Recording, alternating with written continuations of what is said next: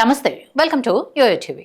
10 ఏళ్ల తర్వాత అధికారం, అప్పుల్లో ఉన్న తెలంగాణ, తలపండిన ప్రతిపక్ష నాయకులు, హామీల అమలు, వీటన్నింటినీ ఎదుర్కొని పాలన చేస్తూ హామీలను అమలు చేయటం అంటే కత్తి మీద సామే. సీఎం సీట్ అంటే హాట్ సీటే. అందులో కూర్చున్నంత ఈజీగా పాలనుండదు. పైగా కాంగ్రెస్లో అందరూ రేవంత్ కంటే సీనియర్లే. మరి వారందరి సమర్థతలను సమన్వయపరుస్తూ ప్రభుత్వ నిర్వహణలో వారి సేవలను వాడుకుంటూ రాష్ట్రాన్ని ముందుకు తీసుకువెళ్లే మంచి కెప్టెన్గా రేవంత్ రెడ్డి స్థిరపడ్డారా?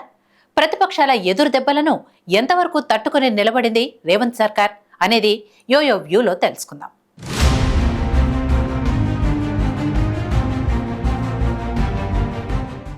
ఏ నేత అయినా కూడా తమ పార్టీ గెలిచిందంటే పదవుల గురించి ఆలోచిస్తారు. కానీ రేవంత్ రెడ్డి మాత్రం తమ పార్టీ బ్రాండ్ను మరింత పెంచేందుకు చూశారు.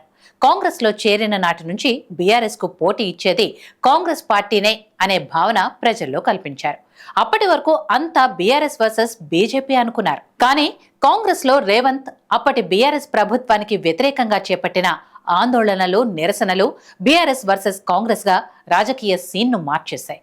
2023 అసెంబ్లీ ఎన్నికల్లో కూడా బీఆర్ఎస్ కు పోటీ మేమే, వచ్చేది మా ప్రభుత్వమే అంటూ రేవంత్ రెడ్డి, కాంగ్రెస్ నాయకులు ప్రజల్లోకి వెళ్లారు. ఎన్నికల్లో అదే నిజమైంది. కాంగ్రెస్ గెలిచింది, రేవంత్ సీఎం అయ్యారు. గెలవగానే సీఎం రేవంత్ రెడ్డి ఇచ్చిన మొదటి నినాదం బీఆర్ఎస్ శకం ముగిసింది. కుటుంబ పాలనకు ప్రజలే చరమగీతం పాడారు. తెలంగాణ బీజేపీ బీఆర్ఎస్ కీడు నుంచి బయటపడింది. దీన్ని ప్రజల్లోకి బలంగా తీసుకువెళ్లారు. అది పార్లమెంట్ ఎన్నికల్లో రుజువైంది. పార్లమెంట్ ఎన్నికల్లో గులాబీ పార్టీ ఒక్క సీటు కూడా గెలవలేదు. అంటే రేవంత్ రెడ్డి చెప్పిన మాట నిజమైంది. ప్రజల్లో బీఆర్ఎస్ పై విశ్వాసం తగ్గింది. గ్రౌండ్ లెవెల్లో కూడా గులాబీ పార్టీ గ్రాఫ్ తగ్గిందని అందరికీ ఓ క్లారిటీ వచ్చింది.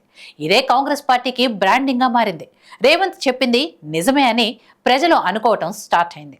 తెలంగాణ ఉద్యమంతో రాష్ట్రాన్ని తెచ్చిన నేతగా పేరున్న మాజీ సీఎం కేసీఆర్ గ్రాఫ్ను తగ్గించడం అంటే మాటలు చెప్పినంత సులువు కాదు. ఉద్యమ సెంటిమెంట్ ఇప్పటికీ ప్రజల్లో ఉంది. ఇప్పటికీ మాజీ మంత్రి కేటీఆర్, హరీష్ రావులు ఉద్యమ పార్టీ అని చెప్పుకుంటూ ఉంటారు. అలాంటి పార్టీలోని లోపాలను ఎత్తి చూపటం ఒక ఎత్తు అంటే, వాటిని సమర్థవంతంగా ప్రజల్లోకి తీసుకువెళ్లటం మరో ఎత్తు. యువత, ప్రజలు అంతా కూడా కాంగ్రెస్ వెంట నడిచేలా చేసుకున్నారు. ఇది రేవంత్ రెడ్డి రాజకీయ విజయాల్లో ఒకటి. నేరుగా కేసీఆర్తో ఢీ అంటే ఢీ అంటూ మాటల తూటాలతో పార్టీ నాయకులను భయపెట్టారు. ఏ అరెస్టులకు బెదర్లేదు. ఒకానొక సమయంలో బీఆర్ఎస్ పార్టీ నాయకులే రేవంత్ ధైర్యాన్ని మెచ్చుకున్న సందర్భాలున్నాయి. మరోవైపు బీజేపీని కూడా 3వ స్థానంలో ఉంచేందుకు రేవంత్ రెడ్డి వ్యూహాలు ఊహకు అందనివి. తెలంగాణ నాయకులు డబుల్ ఇంజన్ అంటే తెలంగాణ ఇచ్చింది సోనియమ్మ. 10 ఏళ్లు కేంద్రంలో అధికారంలో ఉన్న బీజేపీ తెలంగాణకు ఏం చేసిందని ప్రశ్నించారు రేవంత్ రెడ్డి. బీజేపీ తెలంగాణకు ఇచ్చింది గుండు సున్నా. తెలంగాణ బీజేపీ నాయకులను కేంద్ర మంత్రులుగా పెట్టుకోవటం తప్ప తెలంగాణకు ఆ పార్టీ చేసిందేమీ లేదని నిరూపించడంలో రేవంత్ సక్సెస్ అయ్యారు.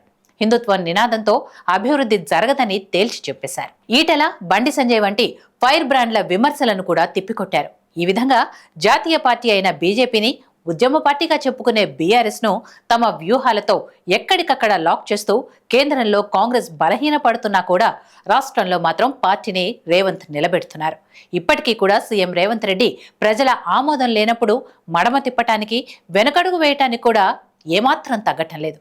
ఎక్కడ నెగ్గాలో కాదు, ఎక్కడ తగ్గాలో తెలియటం గొప్ప అనే సిద్ధాంతాన్ని ఆయన కూడా పాటిస్తున్నారు.